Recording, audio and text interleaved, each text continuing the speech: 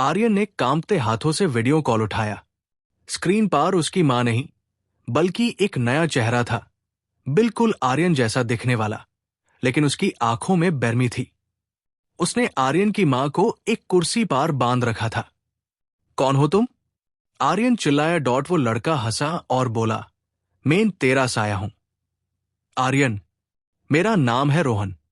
तेरे दादाजी ने सारी जायदाद तेरे नाम कर दी क्योंकि तू उनका असली पोता है, और मुझे एक अनाथ आश्रम में छोड़ दिया।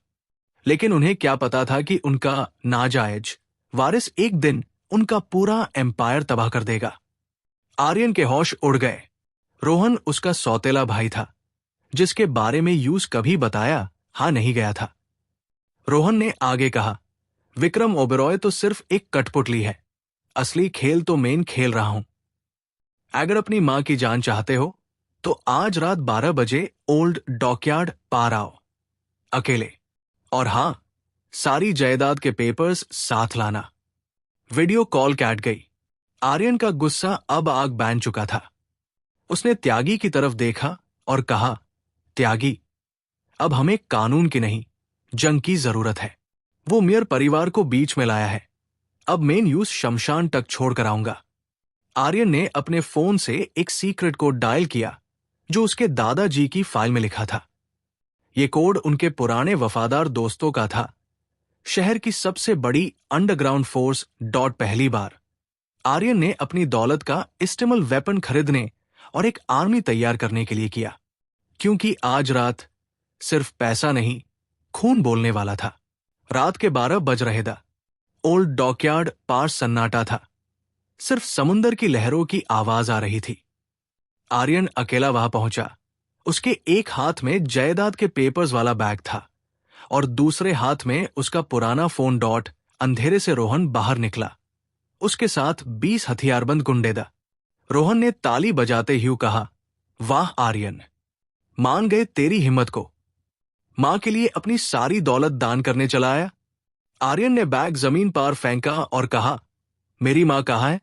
पेपर्स ले लो और उन्हें छोड़ दो। रोहन ने इशारा किया और उसके गुंडे आर्यन की मां को बाहर लाए।